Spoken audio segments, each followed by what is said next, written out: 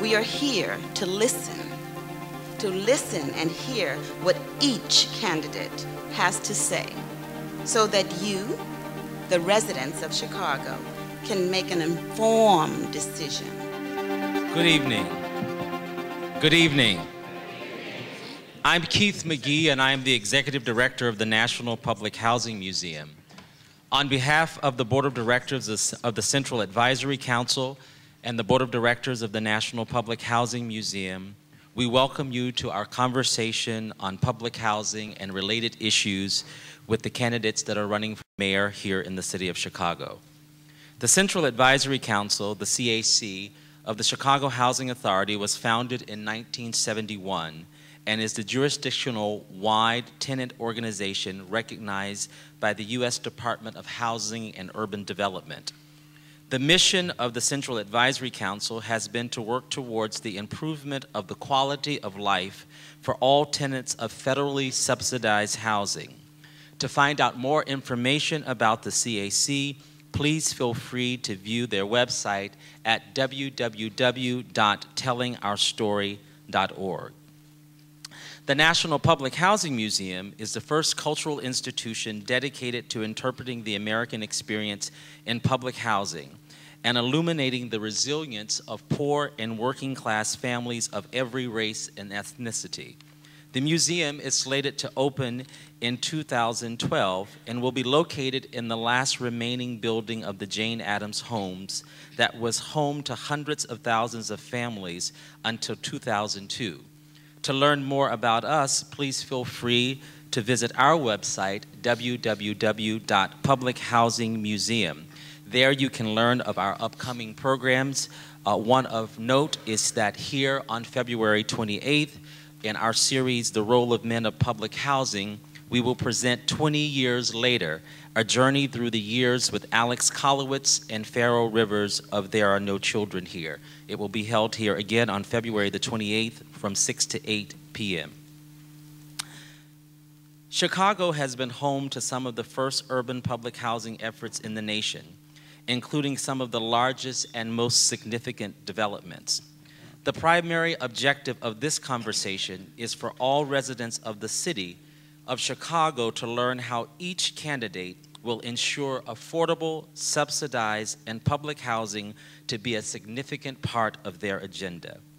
Tonight's diverse panel will pose important questions to each candidate to learn and to hear how they will balance housing for all with the plan for transformation and the need of all of the residents and communities of the city. Tonight, our distinguished panel includes Myra King, who holds a bachelor's degree from Chicago State University and a master's degree from DePaul University. Since moving into Loudoun Homes in 1991, Commissioner King has been an active and vocal advocate for Chicago Housing Authority residents. As president of Trumbull Loudoun Local Advisory Council, Commissioner King has facilitated working group meetings as part of the plan for transformation, including working with other LAC members to monitor rehabilitation and redevelopment projects under the plan. In 2009, King was elected chair of the Central Advisory Council, and the same year, Mayor Richard M. Daley appointed her to the Chicago Housing Authority Board of Commissioners. Please help me welcome Ms. King.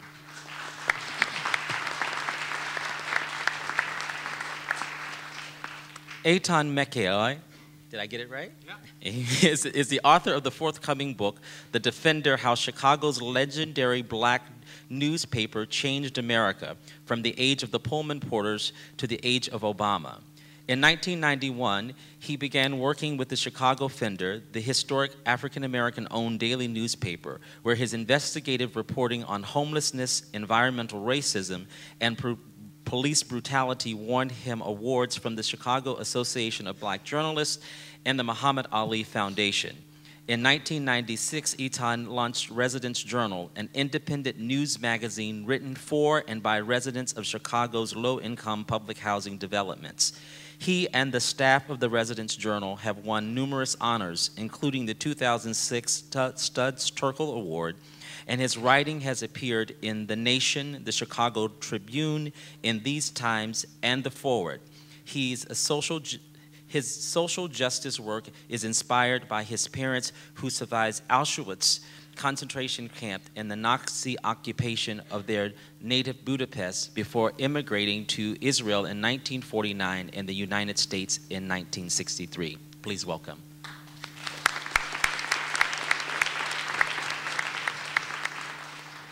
Shashak Levi. I got it right. Levi is currently a resident of Washington Park. He was a resident of the Robert Taylor Homes from 1960 to 1997. He has been a part of the local advisory council since 1996. He is a member of the Central Advisory Council board since 1997 until present. He's a member of the CAC's board since 2004 and currently serves on the board. From 2004 to 2007, he was LAC president. Please help us welcome Levi.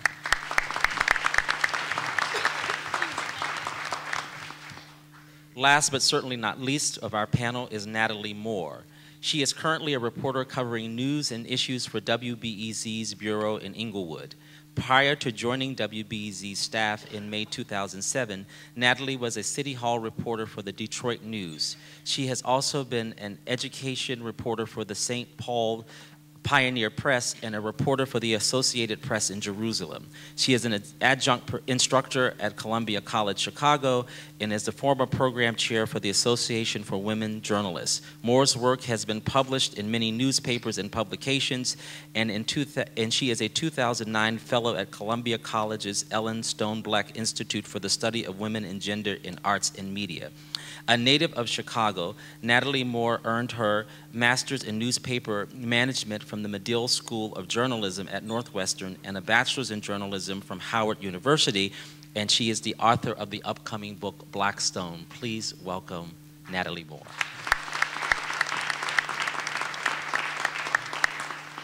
Tonight's public program and conversation does not and will not serve as an endorsement of a candidate, nor does tonight serve as a political event, but it is solely as a public forum to learn and to hear what each candidate desires to share with us. We invited all candidates and welcome those who have joined us tonight.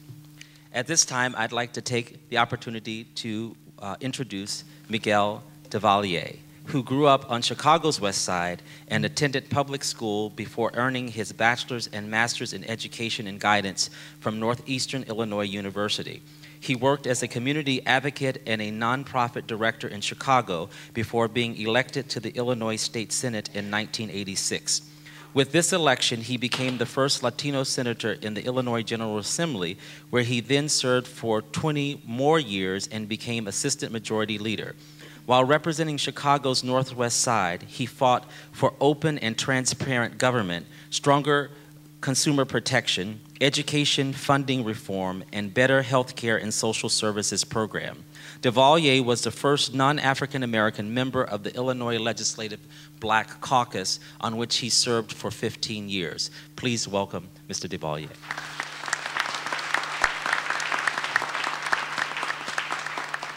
Patricia Van Pelt Watkins was born on the North Side and raised in Cabrini Green. She has lived in Chicago her entire life. She began her professional life as a steel worker on the South Side, where she was a union steward.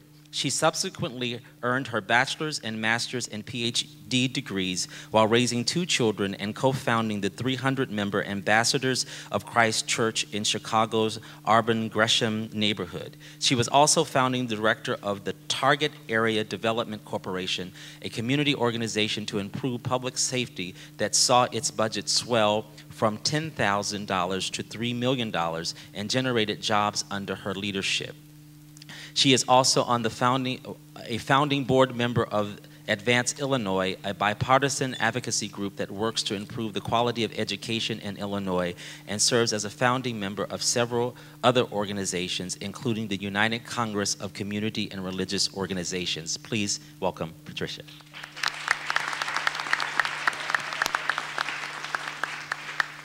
William Walls, after growing up in Chicago, graduated from Tuskegee University in 1980 and earned a law degree from IIT Chicago's Kent College of Law in 1986.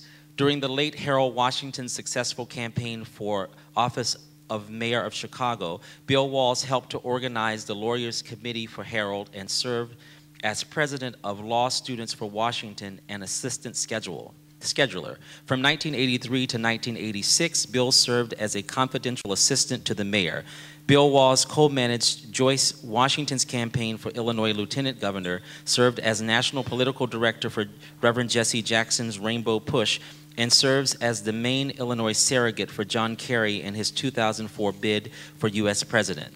Wall was also candidate for mayor of Chicago in 2007 and candidate for U.S. Representative Illinois 1st District in 2008. Please welcome Bill today.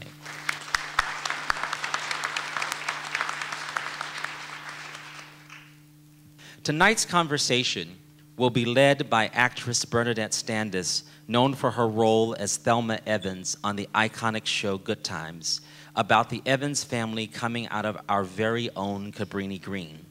Ms. Standis is a proud alum of Brownsville Housing Project of Brooklyn, New York, and she's proud to say housing project and not public housing.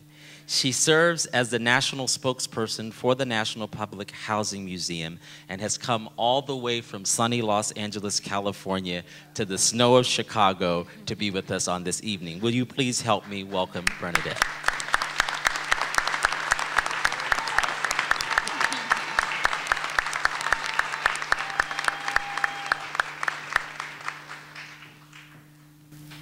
Thank you, Keith. Hello, everyone. Hello. I am truly delighted to be here this evening. I am delighted to be the moderator for the conversation on public housing with this diverse group and panelists and mayoral candidates.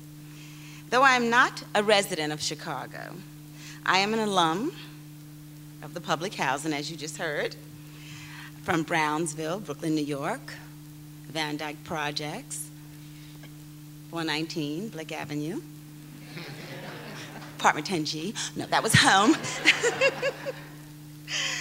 But I am honored to serve as the national spokesperson for the National Public Housing Museum, with a particular focus on residents' engagement in the museum.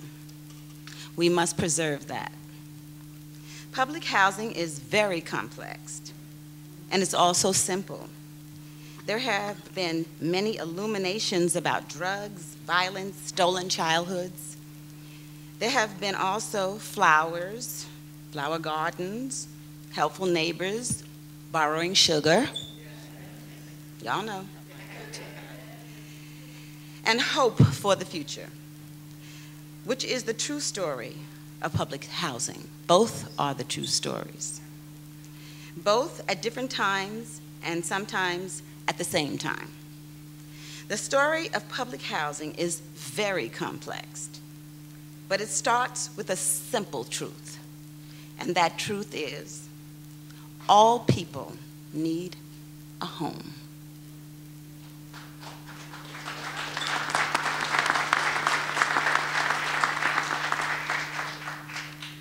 The National Public Housing Museum and Center for the Study of Housing and Society is committed to being more than objects and artifacts. We are the sum of our stories. We will share the stories of hundreds and thousands of Americans that have lived within the walls of public housing. One of our goals is to reflect on the past as we aid in framing the future of living in public housing in America. We nor CAC are political entities, and we have no desire or interest to endorse a candidate. We are here to listen and hear what each candidate has to say, so that you, the residents of Chicago, can make an informed decision on Election Day. Before we get started, though, I want you to know we have 2 segments. The first is going to be 40 minutes. It's dedicated to the panelists, and you can ask questions. They're going to ask questions of the candidates. The second 40 minutes will be for the audience, so that you can ask your questions, and we have cards available so that you can not forget some of the questions you want to ask. And make sure you have your questions prepared before you come to that mic, okay? So we're going to waste more time. But anyway, I'm on it, and we're going to have a wonderful evening. Thank you.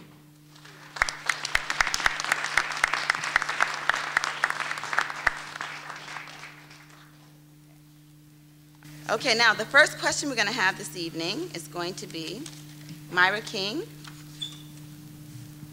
Hello, everyone. To the panelists, my question is, the Chicago Housing Authority's plan for transformation was originally a 10-year plan. It has now been approved for an additional 5 years. What do you feel prevented the plan from being accomplished? Now that's for anyone. Anyone can answer that. And the question, as she said, goes to everyone. If you all could give an answer about that, I'd appreciate it. I'll begin.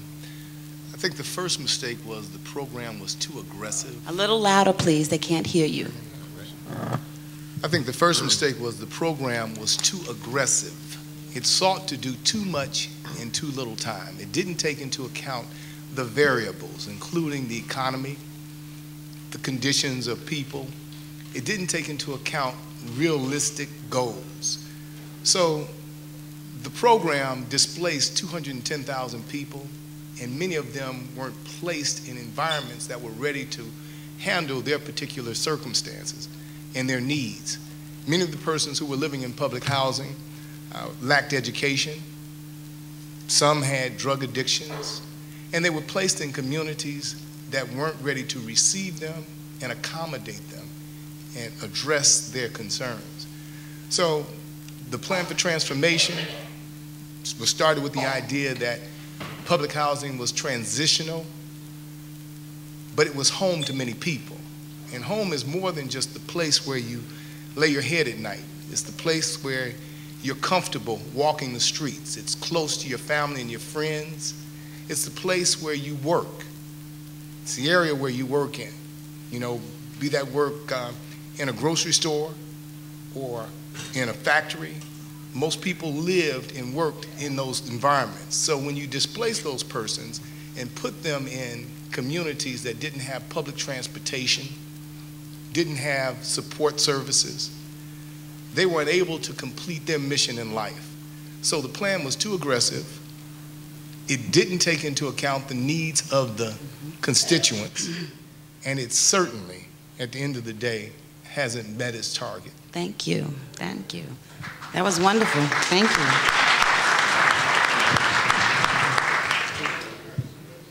I think the main problem with a plan for transformation, the reason why it has not succeeded is a lack of political will. And I think the economy also had a lot to do with it.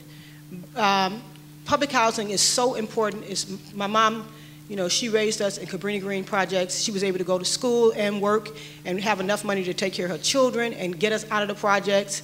And then myself, I went to work in a steel mill, and when the steel mills collapsed, there was no money, there was no jobs for us. We didn't have skills for a regular type of job. I ended up getting a Section 8 certificate, and I was able to go back to school and get an associate's and a bachelor's and master's. Housing is so important, and the political will has to be there. And what I believe public housing needs more than anything else in this city is a champion. It needs a champion, somebody that understands the power of it and the value of it. Thank you. You're welcome. Well, I think public housing has to be developed within the concept of what it means to create and strengthen neighborhoods. And mixed income development is the best type of development. We don't want a concentration of poverty It is not the best for individuals, but we still live in a city where there still is reluctance, where there still is resistance when it comes to either constructing scattered site units or even making vouchers available and making rental opportunities available. And so when you talk about the plan for transformation, there are a lot of things that have not worked as originally intended. The economy had a lot to do with it, but market rate housing that was constructed ran into trouble too.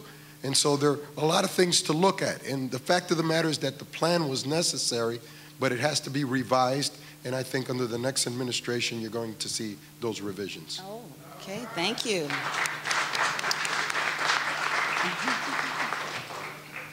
right. Okay, so we're going to go to the next question. I'm going to call Bernadette, on. there's another part to my There's question. another part? Okay. What changes would you suggest to the CHA to complete the plan in the next 5 years? The first thing that I would suggest as a change relative to the plan for transformation is consideration for the fact that communities are built around parks, schools, and libraries. And if you're bringing people into the equation by engaging them in the discussion, you're going to have those things present. If you exclude the tenants and don't include them in the discussion, then you're just going to have barren land. You're just going to have empty neighborhoods, and there'll never be communities where people learn to work with each other and interact with one another and engage one another. So you have to include in that the human element. You can't just look at property and land and say we're just going to build some structures and think that that's going to make a community. That won't work. Okay, thank you. Right.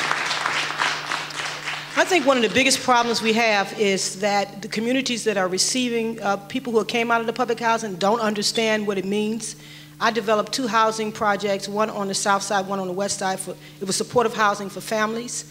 The 24 unit on the west side of Chicago, we had so much pushback from the residents. They did not want any supportive housing in their neighborhood. They didn't understand that they were living in supportive housing already because, you know, they were living in old houses. They weren't paying as much rent as many people were paying, other people were paying. So when we brought people into that housing, it was their own neighbors, their own relatives, and I think it's an education process that has to happen. In Chicago has been very heavy-handed in its work. Whatever gets decided downtown happens in our neighborhoods, and we get pushback for that. I think we need to start engaging community people in decision-making for their own neighborhoods. Very good, very good. Yes, I agree. Thank you. Thank you. Well, when you do relocation, you have to have a plan. It has to be a clear plan. It has to be a real plan. And you've got to follow through and make it happen. Otherwise, the tenants lose faith in the process. And there have been lots of promises made and promises not kept. Right. And so there are other components, essential components, including the social services component that initially was just a disaster. And there are components related to job placement and job development. The best plan for people who need housing assistance is to help them get a job that's going to pay a living wage, to help them afford rent and help them afford a place to live. Right. That has to be part of a comprehensive plan of making housing opportunities available for people who need that assistance. Okay, thank you. Thank you very much. Okay, so now we have another question. Anton? Thank you. On December 9th, 2010, the family in the last occupied high-rise unit in Cabrini Green on the north side moved out, cementing the closure of one of the most nationally known public housing high-rise communities in the country. Cabrini Green is one of the many developments that have been closed as part of the CHA's plan for transformation. Residents, however, have criticized the CHA for breaking apart their communities, and the strained economy has made it much more difficult to build the market rate rentals and for sale housing that were supposed to be part of the mixed income communities that the CHA has promised.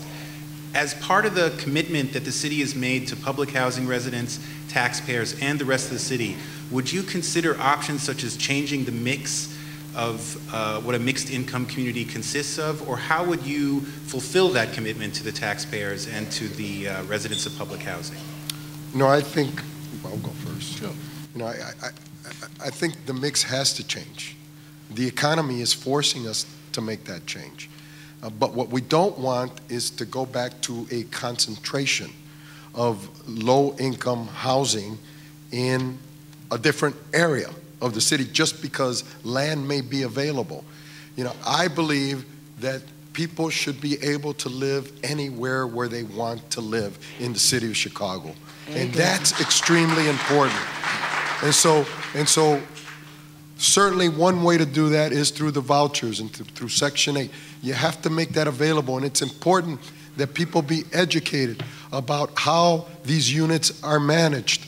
You know, the key is management, even when we're talking about scattered site. I worked with Bickerdike early on in the 80s when units under construction were torched because some people in the neighborhood didn't want those units there. Well, those units are there today, and they're in an area that is mixed income, and they're doing beautifully because there's good management of those units. And so we have to find ways of making sure that the management is tight. And I know, you know, it's unfair to have a key question like this answered in 45 seconds, but I think it's important for us to say that there are lots of poor families out there who are not criminals, who are not drug dependent, who are looking for affordable housing that should be available to them, but they're all painted with the same brush, and landlords are reluctant to rent because they think that they're going to bring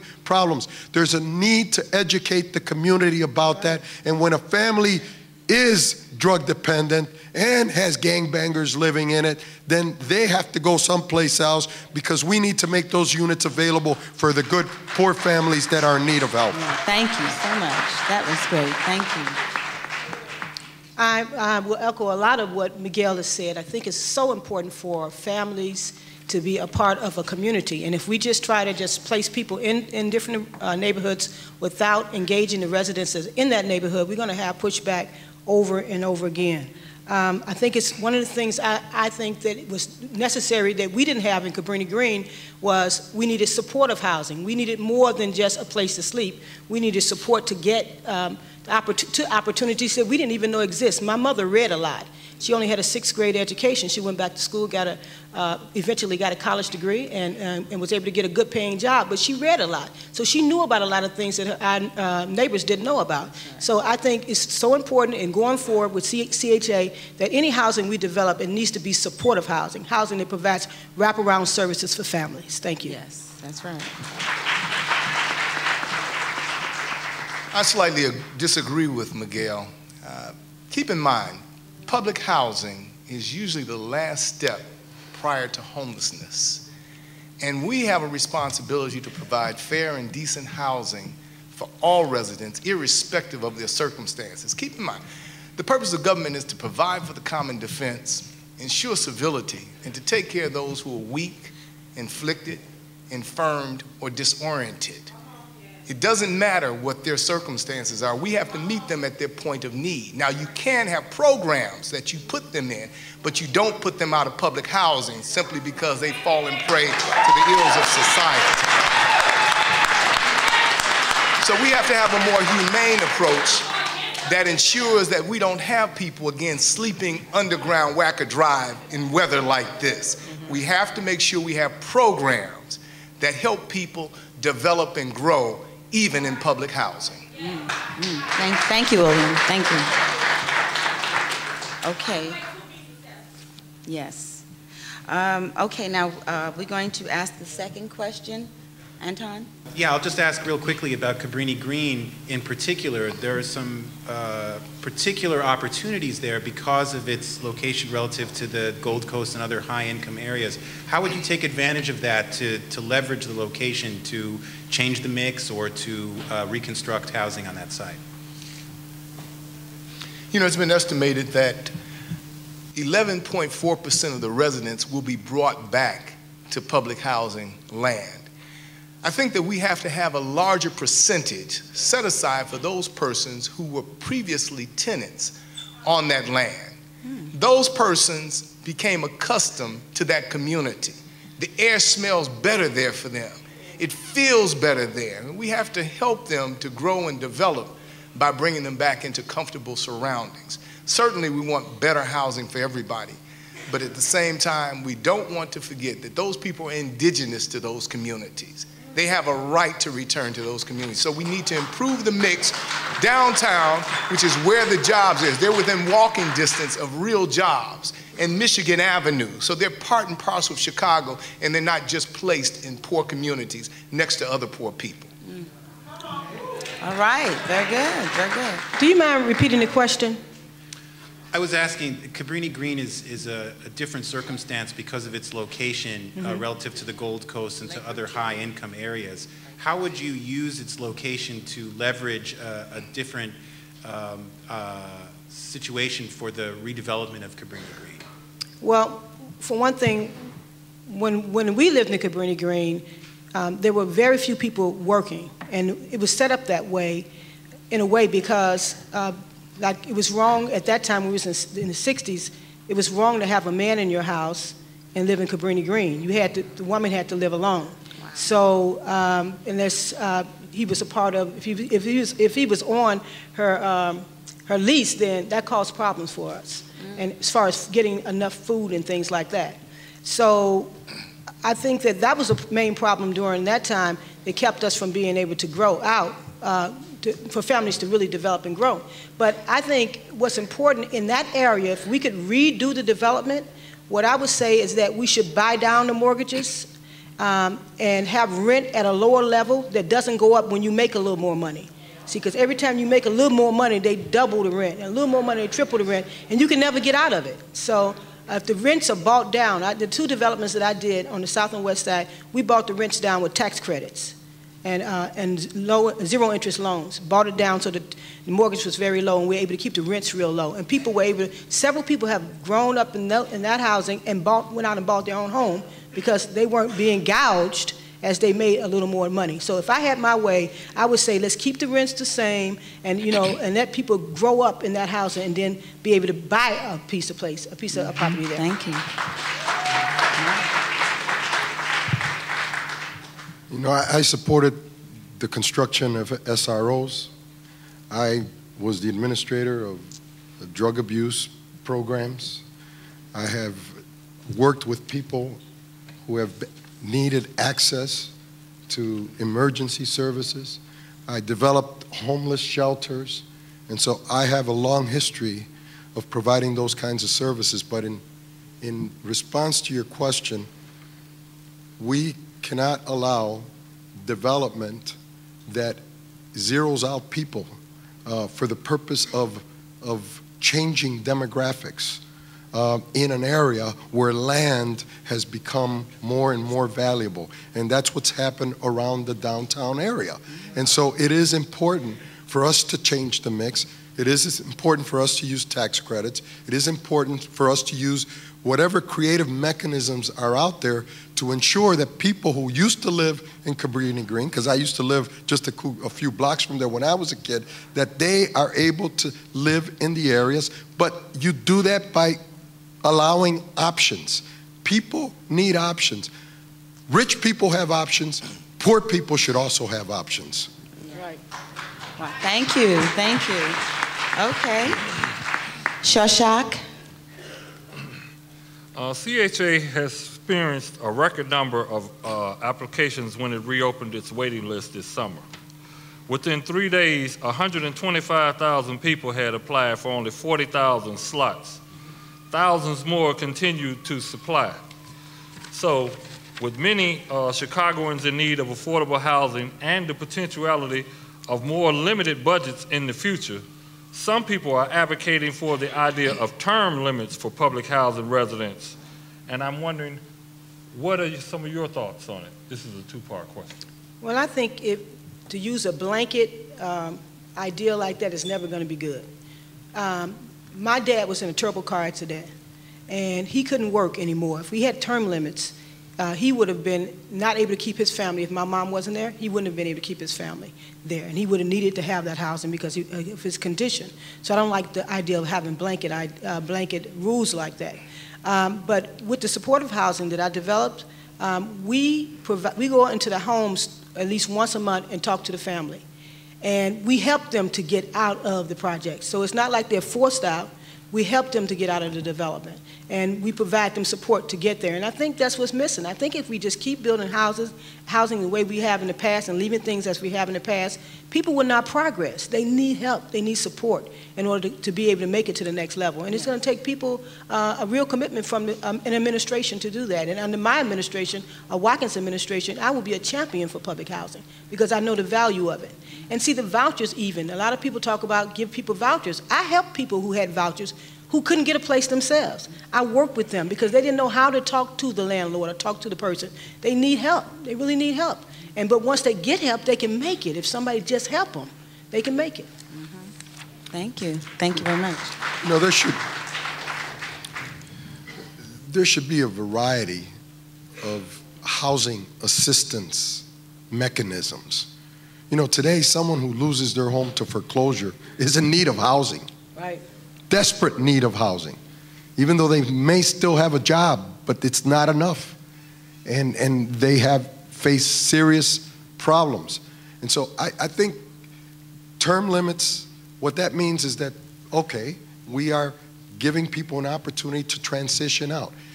People should be given that opportunity to transition out. But I believe in case management. I believe in working with people and helping them find the employment. And then it may be that the job that they get is still not enough. They're going to need a rent subsidy. And so that has to be provided. And so each individual family, as they progress, are able to reach another level. My wife lived in Lathrop Homes when she was a little kid. Her family, her mother was able, and her father were able to transition to another level, and they ended up owning a home. And so it works, it happens, and we have to provide people with those kinds of opportunities. Yes. Thank you.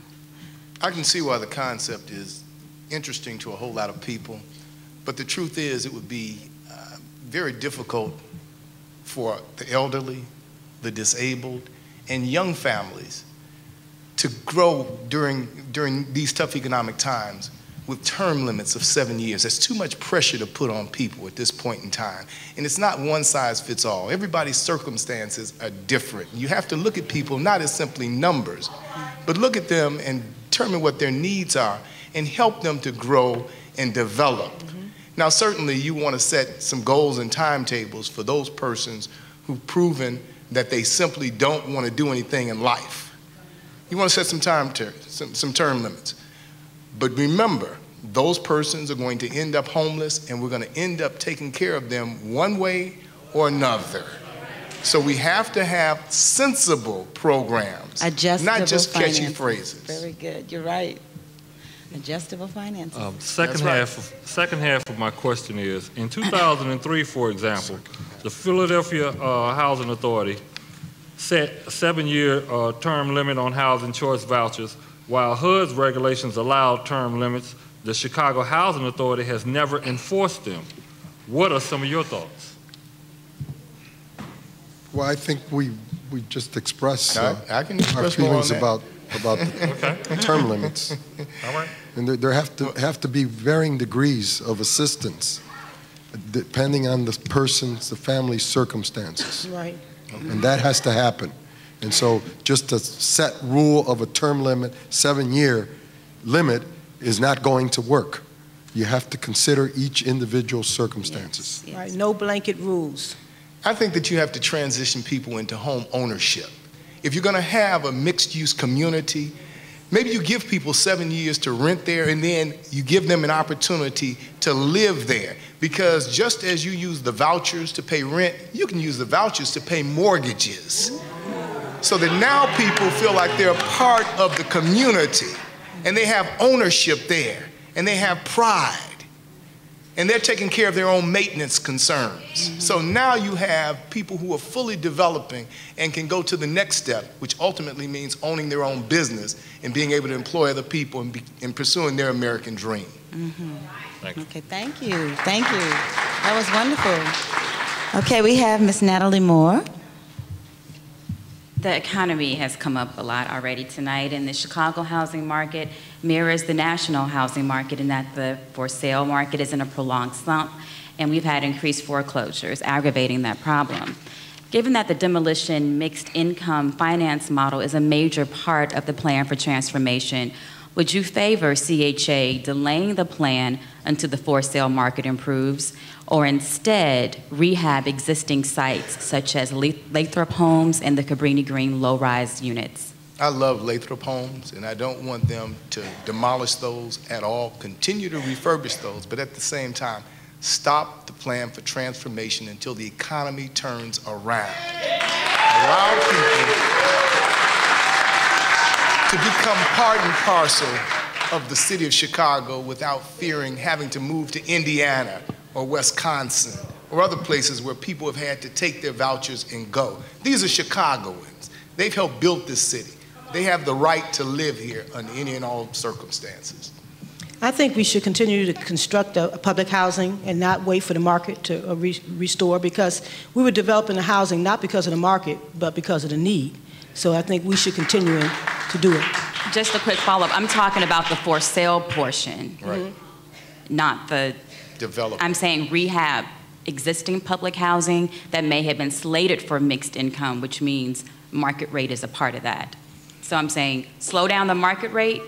Should the CHA put a stop on that, or should it use its resources to maybe rehab some of those units? And I gave Lathrop and Cabrini Green low rises as the example. I don't think it would be a good idea to rehab some of the apartments and leave the other ones needing to be refurbished.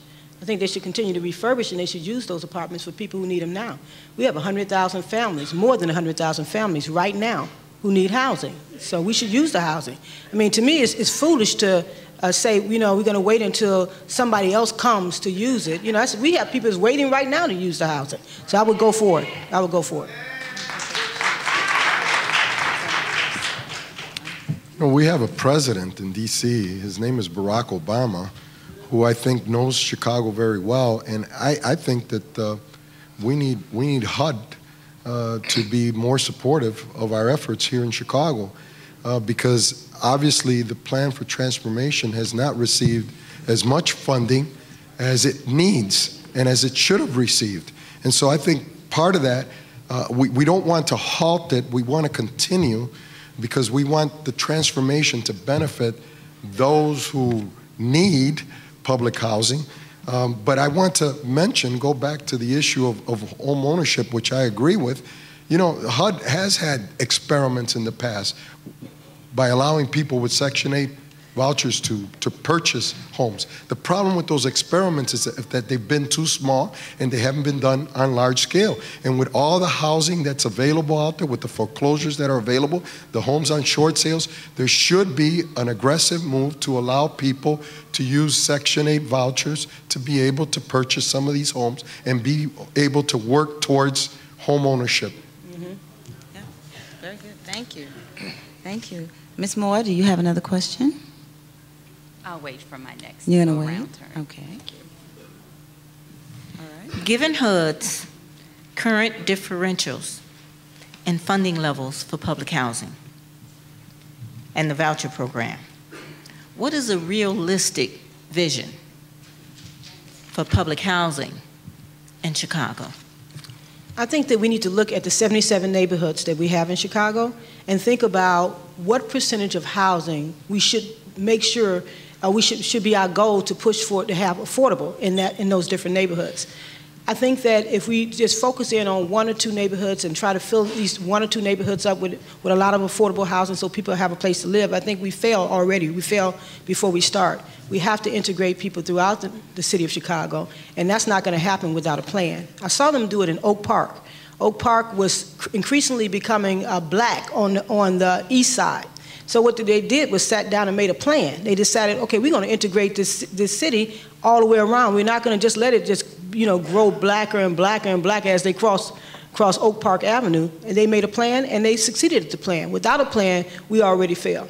So I think that we need a plan for the 77 neighborhoods for affordable housing. First for the people who live in that neighborhood, and then if there's any available left, then other people should be able to get it. Scattered site housing is definitely preferred over concentration of poor people in one or two communities. But at the same time, our long-term vision for public housing has to be the elimination of public housing. We have to create circumstances where everybody is able to live on their own, where we have a vibrant and alive economy right here in the city of Chicago, where we have jobs for everybody who wants to work, where we have the social services that are needed to help people move from renting to ownership right in the city of Chicago. We have to commit ourselves to providing at least 2 units of low-income housing for every unit of market rate housing in the city of Chicago, and ultimately get rid of public housing and any need for assistance, because Chicago can be a mecca. With a little vision, the kind of vision that we have, Chicago can be everything that any city has ever wanted to be. Okay, thank you. There will always be a need for public housing. That will never disappear, because you will always have individuals in society who, for whatever reasons, will need that assistance, which is what you said a little while ago, and I agree with you, Doc Walsh. And I think it's important that we continue to, and I'd like to find another term other than scattered sites, because, just like public housing conjures up this image in the mind of people in certain areas of the city, now scattered housing has been the same. And the fact is that in many neighborhoods, newcomers to the city, they move into a neighborhood and see a housing unit, they don't know that it's public housing. They don't know that it's part of a scattered site program, because they see that it's well managed. They see that the tenants are good tenants, that they're responsible, that there are kids, that there are families living there. And that's what our goal is. And our goal is to put those in neighborhoods that are in dire need of development, not concentrated on 2 or 3 blocks, but rather throughout the entire community, and help build and see housing as an anchor for development in a community. Yes, public housing, and as an anchor for the development of the community, as well as the schools and small businesses in the area. Thank you. All right. So we have another question. Anton? I want to shift my focus from the north side to the south side for a moment. When one drives down the former State Street corridor where Robert Taylor Homes and Stateway Gardens used to be, there's a lot of empty space. Businesses along 43rd Street, 47th Street, 51st Street, and all points in between are suffering because those areas are vacant. The schools are suffering in a similar way. Mm-hmm. What would you do with all the vacant land in that area, and how would you bring public housing as a resource into that area? I would certainly bring housing back to that area, because those are communities that are worthy of redevelopment and rebuilding. And that's the commitment that we made. We have to be a people who follow our commitment and keep our promises.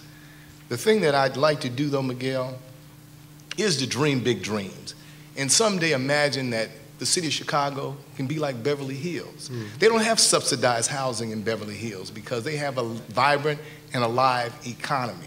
If we do things like make Chicago the world center for nanotechnology development and nanofabrication, and bring new industry to Chicago, an industry that would finally replace the stockyards, which we let disappear. And then we piggybacked off of Gary, Indiana with the steel mills, as Patricia indicated earlier. And then after the steel mills closed, we came back to higher than usual unemployment. At one point in time, we were on the right track. We're on the wrong track now.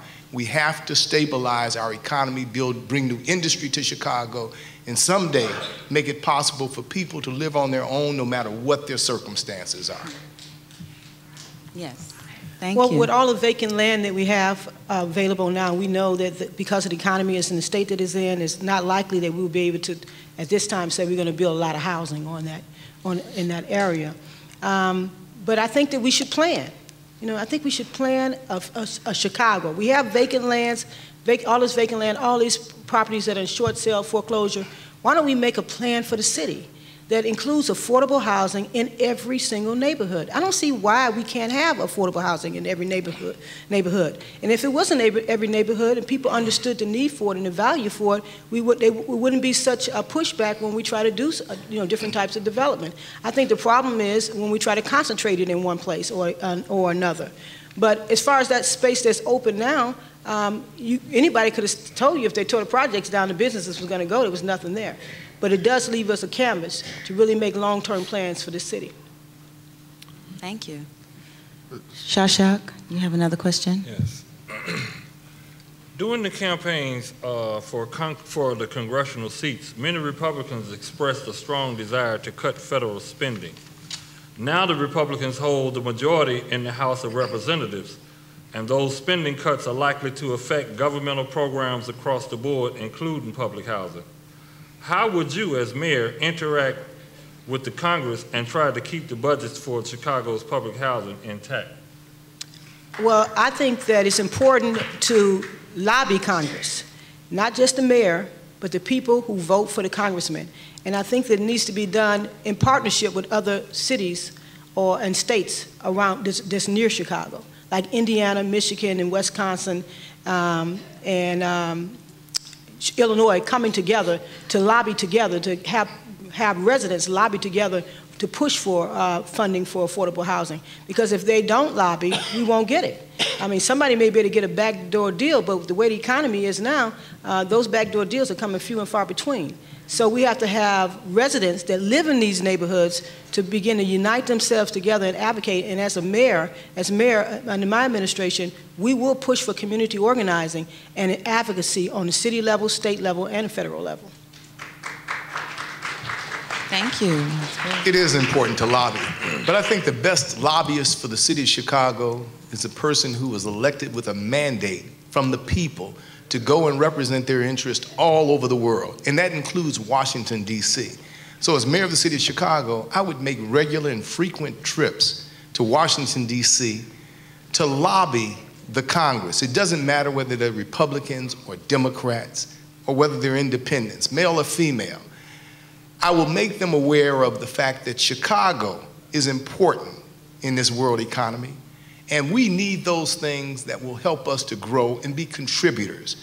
We will impress upon them the fact that if you don't give Chicago what it needs, we won't help you get what you need. It's about developing relationships, so we will position ourselves to negotiate from a position of strength, not weakness. Now, one problem with that, let me just add right here, is that when we go down there, we have to trade. The mayor has to trade something. But when you send the people down there that vote, the trade is their vote. So we're more powerful if we send the residents down there and the mayor. I'm with Doc Walls, the mayor too. But the residents that actually trade their votes for what they want, those are the ones that we really need to have out front. Well, that's when you're lobbying your representatives, but when you're lobbying all of the 435 members of Congress, the mayor is probably the best figurehead to represent the people of the city of Chicago. I agree. All right.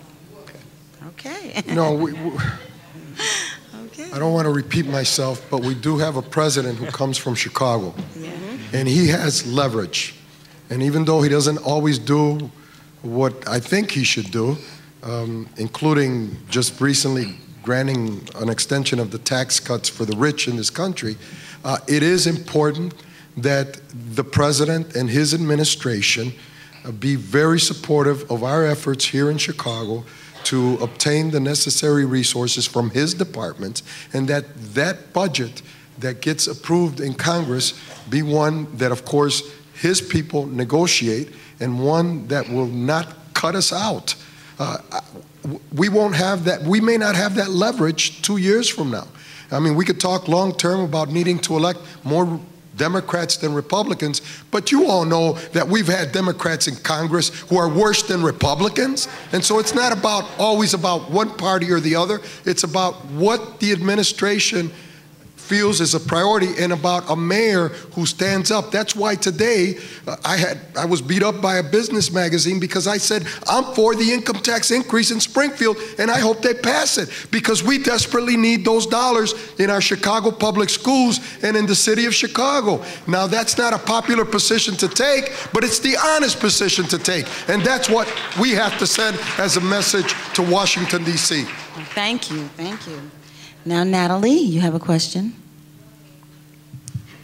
CHA spends millions of dollars a month subsidizing rents for low-income tenants in the housing voucher program. Voucher holders in the city may not all be in one neighborhood, but the concentration does tend to be in several mostly black, low-income neighborhoods on the south and west side. What can the city of Chicago do to disperse families into more affluent, less segregated communities?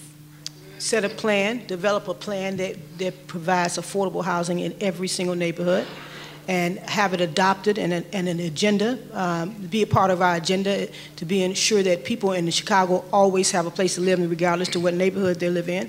And that will give us an opportunity to open doors for affordable housing across the city. If we just give people vouchers and let them walk away, they're going to go where they can get the voucher taken. If it's already set across the board, we have X amount of housing available in Lincoln Park, X amount of housing available in Albany Park, then we can disperse throughout the city. But if there's no plan, there will be no dispersion. Okay, thank you. Chicago has been one of the most segregated cities in America, and that's a blot on the discussion of our record.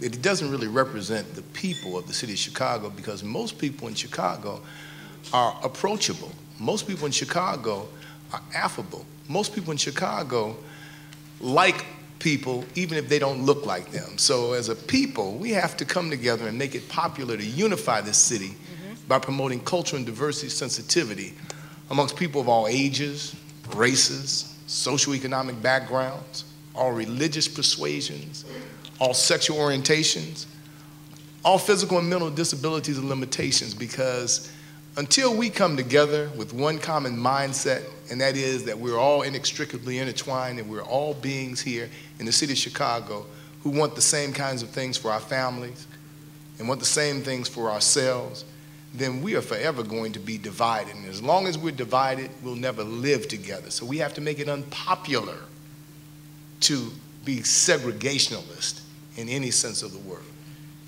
Wow. Wow. Thank you so much. Did we answer everything? Did everybody speak? An integrated community is the best community. An integrated community is the best community because children learn from each other, people live together, they share cultures, and so obviously that's the best. But we have economic issues here, and it's important that if there's a voucher, that voucher cover the costs of whatever the market is requiring in that particular area. We are locked out because of the limitations on the cost or the value of vouchers, number one. Number two, it is important for families to be case managed and to be assisted because it's the families who become the best emissaries.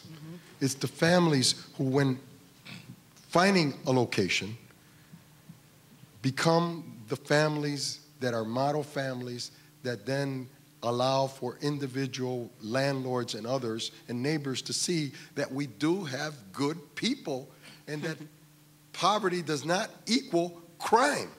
Poverty does not equal irresponsibility. Yes. Poverty does not equal despair. And so just because someone has a voucher doesn't mean that they're going to be a bad tenant. And we've got to change that stereotype that's out there through education and awareness and through working closely with the families so that they understand that they're emissaries and that they're opening opportunities for others to follow. Wow. Wow. Wow, that was wonderful. Thank you. You've enlightened so much. Brought up a lot of discussion, a lot of thought, and I'm thinking of a lot of things, and I'm sure everyone here is. But we're going to open it up to also have questions from the audience.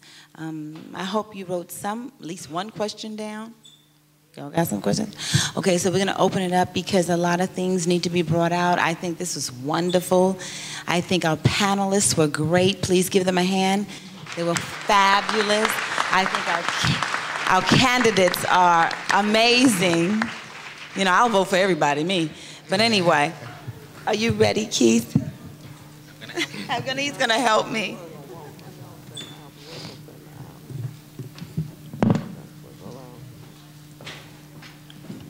And we've asked that if you have a question, that question be written down. And we have 2 people that are assisting with that. We are not monitoring your question, but we are in fact asking that you have it prepared. Okay? We're going to start here on... All right, before we take the first question, I would like to acknowledge Commissioner DeVera Beverly, the founding chair of the National Public Housing Museum, who's with us. Over here, please.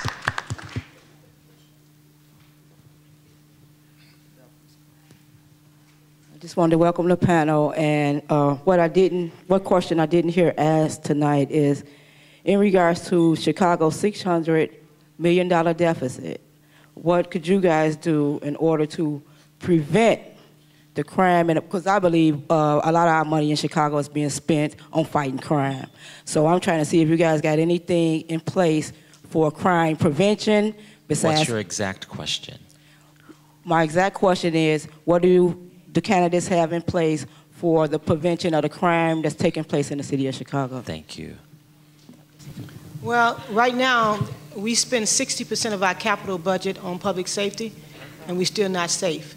Murder is the leading cause of death here in Chicago for people under 35. And I think that is an atrocity, because I think it's preventable.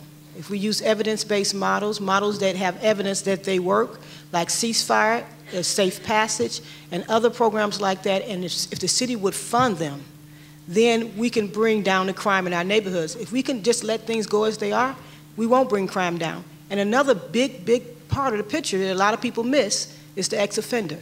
We have hundreds of thousands of people who roam our streets that can't get a job, can't get in school, and can't get housing. And every year we get 24,000 more to join the hundreds of thousands that are already here. As long as we're isolating people, we won't be able to... There's only one question. Thank you. The city of Chicago spends approximately $100 million a month on public safety services, and no, people don't feel any safer at home, at work, at school, or on the streets of Chicago any time of day or night. The crime level is way too high. You're 3 times more likely to get killed in Chicago than you are in New York. So we need a state of emergency, and that includes getting more police officers on the street. How do we do that? We reassign those police officers who are assigned to desk duty and replace them with civilian workers. We stop police officers from writing parking tickets and then going to court to enforce those parking tickets. We need more feet on the streets. We get police officers out of those cars and we allow them to be proactive and get to know the people in the community by walking those beats and becoming familiar with people. We also employ the National Guard outside of the city of Chicago to stop the flow of guns and drugs coming into Chicago. Thank you. An organized community is a safer community. We are not organized. We don't have the block clubs. We don't have the people working together. We don't have the business people cooperating. You know, the CAPS program has to be totally redone so that we have true community policing. You have people working within the CAPS whose job title is community organizer. Have you seen CAPS doing community organizing? No, CAPS has been used to do one march once a week, maybe once a month, maybe every time there's a shooting, you know, stop the violence, stop the killing, people march, and then everybody goes home, and nothing happens in between marches. We need an organized community, and it has to happen citywide. Thank you. Our next question.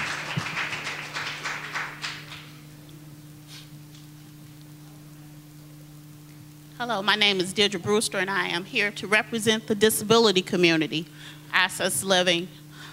Because of the lack of affordable housing, most people with disabilities are forced to live in segregated housing. 1/3 of apartments in Cook County are inaccessible for people with disabilities. The demolition of public housing high-rises has eliminated a lot of accessible housing for people with disabilities, which have resulted in them living in inaccessible townhomes. As mayor, what would you do to ensure that there is more accessible and integrated public housing for people with disabilities? Thank you. Miguel, can we start with you? Yes, absolutely. And I know that in the Humboldt Park area, Hispanic housing has been rehabbing a number of the scattered site units and making them accessible units for people with disabilities. You know, as you plan, and when we talk about the plan for transformation, then obviously there has to be a component that ensures that people with disabilities and people who need units that are handicap accessible, that those are constructed and that they are rehabbed and that there are sufficient units available to meet the need. It's as simple as that. And I haven't heard too much discussion about that, but you know, with ADA and all the efforts that have been poured forth over the years and all the construction that has happened, I think we have improved things, but there's much more that needs to be done. Thank you. Patricia? Okay. Again, I think that we should plan housing, affordable housing, and housing for disabled people across the city. It shouldn't be forced to live in one area or the other. If we don't have a plan, we're not going to make any changes at all. We make a plan that we're going to create housing, disability, accessible housing, then and affordable housing in 77 neighborhoods. Then we can make it happen. But without a plan, it would never happen. Thank you. Thank you. Certainly. We cannot leave it to chance. We have to regulate it, as we do a lot of other things. I mentioned earlier that for every 1 unit of market rate housing that we build, we need to build 2 units of low income housing. Many persons, not all, but many persons who are disabled are also low income. So 1/3 of those low income houses ought to be built for persons with disability, so that we're taking care of the needs and providing a housing stock for everybody in the city of Chicago, irrespective of their circumstances. Thank you. Over here. Do you think that public housing funding should be used for market rate and affordable funding into the mixed incomes if they don't have enough stakeholders and lenders to complete the project in the market? Or mixed income communities, do you think they should use some of public housing funding to complete the project? No, of course not. No. And with the Lathrop situation, I mean, you've got plenty of market rate housing all around you. It's everywhere. That's all you have is market rate housing around Lathrop. And so the plan that they're attempting or wanting to impose is not a good plan. And that plan has to change. Right. The answer is no. Also, I think that that's why we need organized communities, because when a community is organized, they're able to have a voice. As long as communities are disorganized, there's chaos, and you better believe chaos is just another form of control. So I support community organizing, and I support the voice of the people being amplified in decision-making in our neighborhoods. And part of that is not allowing our public funding dollars, our public housing dollars, to be used for market rate rents, housing. Over the past several years, I've spent a lot of time over in the Lathrop homes, and I've fought to maintain the Lathrop homes and fought to ensure that we do not denigrate that community and allow it to be taken over. It is an attempt to take over the Lathrop homes, and those tenants are fighting every minute of every day, not just for their housing, but for their very existence, because life changes when you're forced to move against your wishes. So we're fighting to keep Lathrop homes, and no, we should not use public housing dollars for market rate purposes. How do you see, you talked about the economy, but how do you see the Community Reinvestment Act that me and Marion Stamps worked on back in the 70s around people in the reinvestment? I didn't see how the Community Reinvestment Act really helped people who lived in public housing. So we see what the bankers have done, and so we try to kind of separate people who live in public housing from the bank community. where do we see our banking community as this relationship to development of our communities? And can you explain what your position is on that? Well, I think the candidate who could answer that is not here tonight. And the one that made $16 million. The one who made $16 million Fannie Mae. And was on the board of Fannie Mae. Do you know his name? Good, forget his name. You know, no, we have to reinvest in these communities, and banks have to be held responsible for that reinvestment. Banks are privileged entities. They're privileged institutions in our community. And the commitment to reinvest in our communities was not simply done to make people feel good. It was so that the monies that were invested in those banks by the people who live in those communities could benefit the lifestyles of those people. We have to stop taxing the poor to finance the lifestyles of the rich and well-connected. And these banks, which charge us exorbitant fees, we have to make certain that they live up to their obligation, Will, to reinvest in our communities, to put the money back in our communities so that people can grow, families can achieve, and we can all hope to achieve the American dream. Next question. Lathrop Home is scheduled to have some units rehabilitated and some units demolished and replaced with mixed income units. What are your views on the redevelopment of Lathrop Home? Should some units be rehabilitated now, or should rehabilitation be delayed until the housing market improves and mixed income units can be built at the same time? Thank you. That's a really long question, and I caught most of it, but my initial reaction is that CHA should be working with the residents, should be working with the community organizations, the Logan Square Neighborhood Association, and other groups that are supportive of your effort to come up with a plan that is best for the residents, not best for the CHA. And so, obviously, you've got a problem. We have a problem. And maybe the only way to solve that problem is by electing a mayor who's going to work with you. Right. That's the only way. And that is just, you know, a few weeks away. A few weeks away. But the people who also should be responding to these kinds of questions don't even show up to forums. Thank you. And so keep that in mind. The interesting thing about Lathrop Homes is it's right near the river. And that river has tremendous value. So when you talk about a mixed-use development at Lathrop Home, you have to be real specific, because the closer you are to the river, the more valuable your property is. And at the same time, there's a whole plan for economic development right along that river, and there's plenty of room for that. So that's why they're trying to take the property at Lathrop Homes. Please understand, every circumstance is not the same. It is not simply a move to just find a way to bring people together. It's a move to ultimately remove the people who are indigenous to that property off of that land, send them packing so that they can have good times and economic development that excludes an important part of our community. In other words, a repeat of Cabrini Green, right? That's right. Okay. Patricia, please. Well, I think it's really important to consider the fact that all around Lathrop Homes is very expensive housing.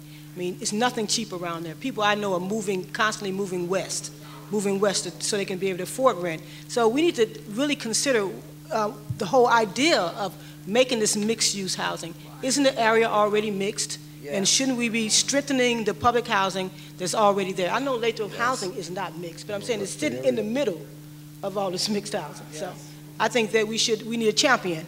We need a mayor that's going to be a champion, and I will be a champion for public housing because I know the value of it and the power of it. Thank you. Thank you. Good evening, everyone. My name is Elder Paula Watson, and my statement is that gang violence is actually destroying our youth, who are our future generation. What method would you use to keep away gun access to our youths? Keep away what kind of access? Gun access. I mentioned earlier that we need to employ the National Guard, not in Chicago, not on our streets, But outside of Chicago, in those long, desolate stretches of highway where transactions are made, the National Guard needs to be used to protect our ports, airports, waterways, railways, and highways, and examine the cargo coming into Illinois, because those transactions take place along the railroad tracks, and then the guns and drugs end up in Chicago, and they're a commodity that breeds crime. So we have to use all resources. We have to have irreproachable public safety services here in Chicago, but outside of Chicago, the National Guard needs to do its job and stop those transactions. Thank you. I think it's important for us to acknowledge the fact that if a person wants a gun, they're going to get a gun. And that no matter how many laws we put out and say no guns, the only people that won't have guns is the people who obey the law. And so I think we should take that in consideration. What's needed is to improve the way the youth are thinking about the value of their own lives and the value of life. And I think that's part of the breakdown that we've had in our families, with the family breakdown, with the units breaking down, through imprisonment, incarceration, and punitive measures have broken down the family unit where where those values should be instilled. So I think we need to go back to figuring out how to instill those values back in our families and rebuild our families that have been destroyed through immigration and also through incarceration. Thank you. Miguel? Well, I think regardless of the recent Supreme Court decisions and the turnover in Congress and the power of the gun lobby, we cannot give up continuing to change laws in this country in terms of automatic weapons and other kinds of handheld guns. We must continue to fight for common sense laws. We don't have common sense laws in place right now. It doesn't matter. You know, you could be a hunter and you can have your rifle, but what is a 9mm used for? It's used to kill people. And this country has got to come to that realization at some point, and I'm never going to give up trying to advocate for that. Thank you.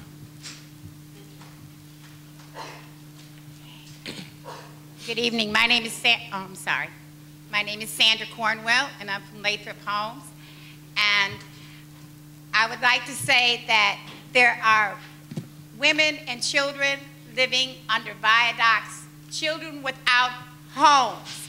CHA asks us to change. I want to ask CHA to change their minds, because as long as you have women and children, and I say children, on the streets, you will have crime and all kinds of stuff. Is there a question? Yes, the question is, we need more public housing.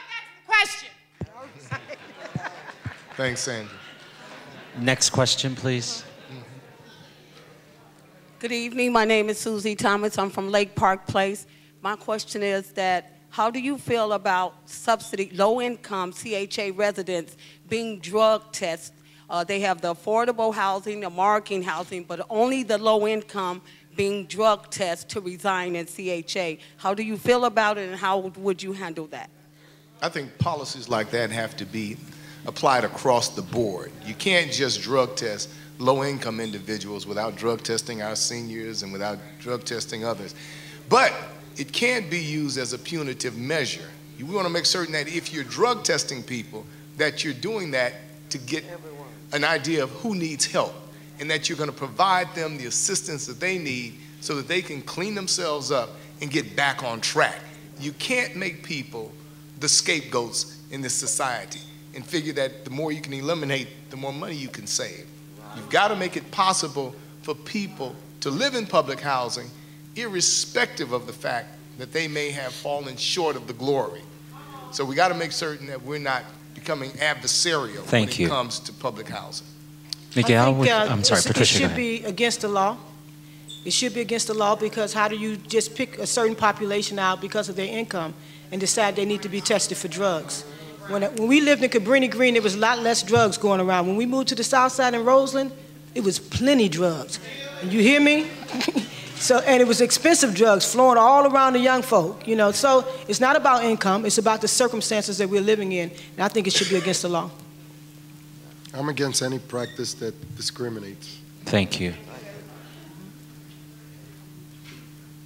There was an article written about HUD housing grants being distributed by, being used by HUD employees, and that's not being distributed to the families that needed the HUD housing grants. Right. How do we avoid that happening? You avoid that by making sure that there are audits conducted on a regular basis, and that programs are looked at. And program audits are essential because they help uncover those kinds of actions. And then once you've uncovered those kinds of actions, then people need to be fired. Right. Okay. Well, I think that we got corruption across the board. And when there's a whole lot of corruption going on, people tend to look the other way for other people. I think we need to start from the top and get a good, honest, just leader as mayor of this city, and that let that leader set the culture for the entire city. I think that's what's needed. Couple of things. One, you have to have redundancy, because you cannot allow people to have complete control over spending the program this large without checks and balances. You have to have those checks and balances. But you do have to punish people to the fullest extent of the law to take away the incentive to violate the law and abuse the system. You do need a mayor who will make certain that corruption is eliminated once and for all, and I'm that candidate. Thank you. We have 10 minutes left. 10 minutes left. Hello, my name is Etta Davis. I'm a resident of Dearborn Homes. I heard you all talking about jobs and about plans. As an elected candidate, what would be part of your plan for bringing back jobs to the city of Chicago? Thank you. Very good question. Very specifically, I have a program to create 100,000 self-perpetuating private sector jobs here in the city of Chicago. And it entails using our capital improvement program, an $8.5 billion spending program that's already approved by our city council. There are 4 phases: economic development, education, transportation, and city infrastructure. Typically, we focus on city infrastructure. I'll focus on economic development and identify 2,000 small to medium-sized Chicago area businesses, give each of them a $1 million jobs creation grant, and with that, each of them can hire 50 people immediately. And the purpose is to launch those businesses into the national and global economy and give them the opportunity to bring new revenue, jobs, and opportunity back to the city of Chicago. I think one of the things we've been overlooking is the fact that we have the largest rail hub in the country here in Chicago, and the 3rd largest in the world. We can build jobs, we can create jobs through providing incentives to the railroad owners to create jobs, and for every job, one job we create as a city, we get 4.5 jobs, according to the Department of Commerce. That the rails are job multipliers. So it's 4.5 jobs for every one job. So if we get 10 jobs we create through incentives to the railroad owners, we get 45 jobs. And those are not the $9 and $10 jobs you get at Walmart's. They're the $35 jobs and $45 jobs, and they're the jobs for me and you, us kind of people, okay? All right. Thank you, Mikhail. We have to use tax increment financing districts the way they were originally intended, and that is to help blighted areas. But once you use TIF dollars, there have to be the strings attached to ensure that job creation takes place. If there's a manufacturer or company or business that gets TIF dollars but doesn't create the jobs promised, then those TIF dollars should be replaced and returned and used again. That's the way it should work. And then we have to help our small businesses develop. Chicago is not a small business friendly city. You can talk to anyone who's tried. The regulations and the permitting process and all kinds of obstacles that are placed in their way make it impossible for them to establish themselves and grow. And future job creation, a good chunk of future job creation, will come from small businesses. But they have to be able to develop, and the city has to provide that assistance. And I also want to create a Chicago Youth Corps to create part-time and full-time employment for our young people in the city of Chicago. We have 6 minutes left. Question, please. All right. Right now, we're seeing a trend in Chicago around foreclosure and in public housing, where people are being economically evicted because of economic reason. Something simple as an arrest can get you evicted. So my question to you as a candidate and as a mayor, are you willing to endorse a moratorium on all economic eviction? JR, I'm the only candidate for mayor of the city of Chicago that went to Tim Evans' office to ask him to have a moratorium on evictions in the city of Chicago, the kinds that you're talking about. I don't think you're the only one now. Okay. The only one That's right. Okay, wait a minute. Wait, let's keep order here. I was there. Right. But we've gone consistently, and we've gone to HUD, and we've asked them for those same things. So the answer is absolutely yes. I would support a moratorium on not just those evictions, but other evictions as well. Thank you. Patricia? I support a moratorium too, but just so you understand, the mayor has no power to implement it. No power. We It's can a bully endorse it. pulpit. The Right. mayor has a great bully pulpit. And that's the answer it. is Okay, let's get through the questions. Miguel, would you? Well, on that note, yes, the mayor has authority to encourage, strongly encourage, actions to take place on the part of other legislative bodies or entities or governmental bodies. And so I think it's about advocacy. It's about bringing attention to the plight of people.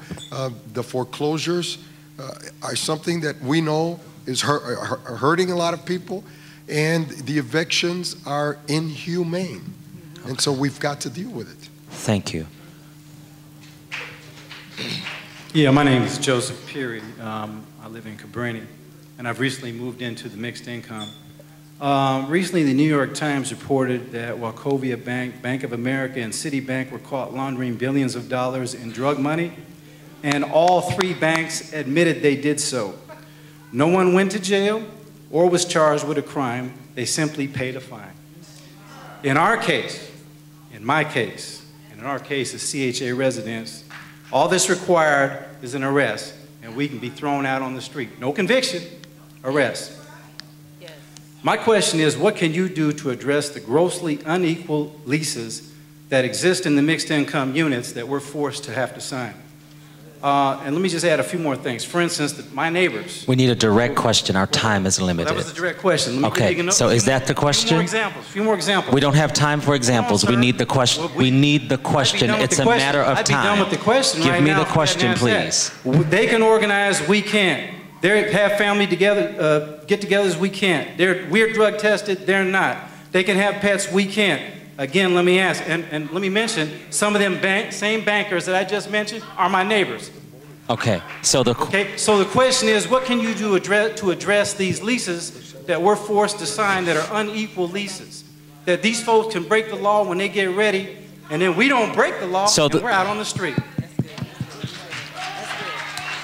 Okay, as mayor, I would strike those provisions from any lease because I feel they're unfair and unjust, and I believe we all deserve the right and opportunities that everybody else deserves.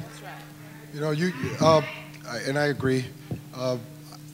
There's 2 minutes left. I want to use my last few words to remind everyone here that in the last mayoral election in the city of Chicago, the turnout was 30%.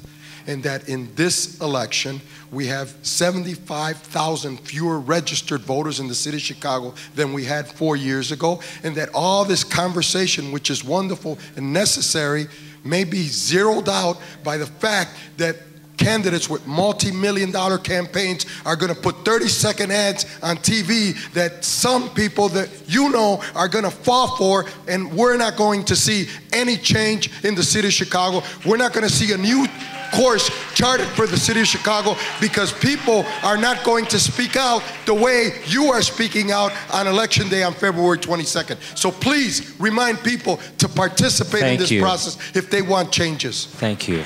Thank you. So that's it for the questions. I'm sorry. Thank you so much. I want to thank all of our panelists again who came to be a part of this on tonight. Thank you all so much, Natalie, Etan, Shashak, and Myra. I'd also like to thank the staff of the CAC and the staff of the National Public Housing Museum. for all of their hard work. Would you help me thank them? Please, please, please. And in closing, I'll start with you, Miguel. What is it that you would like to leave with us on tonight? And again, thank you for coming to share with us. We must be organized, and if we don't participate in the electoral process, which we, according to what was said here tonight, all agree is important from a public policy standpoint and from addressing the issues of greatest concern in the community, if we don't participate and we don't assume responsibility for getting our friends and neighbors to participate, then we're not going to see the kinds of solutions that many people here agree are necessary. Thank you. Patricia? I just want to say my experience here in this city lets me know that right now more than ever before we need a visionary, we need a person who is visionary, we need leadership, we need a decision maker, a problem solver, and somebody that's connected to the people.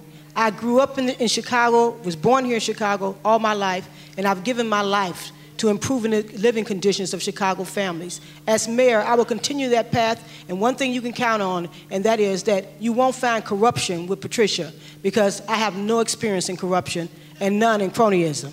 And I will be committed to improving the outcomes of our lives. It's got to be about the people that live in the 77 neighborhoods. It's been about downtown too long. Thank you. I'm asking each of you to join with me and help people unthink their economics and develop a smart economy that guarantees every Chicago resident a better quality of life.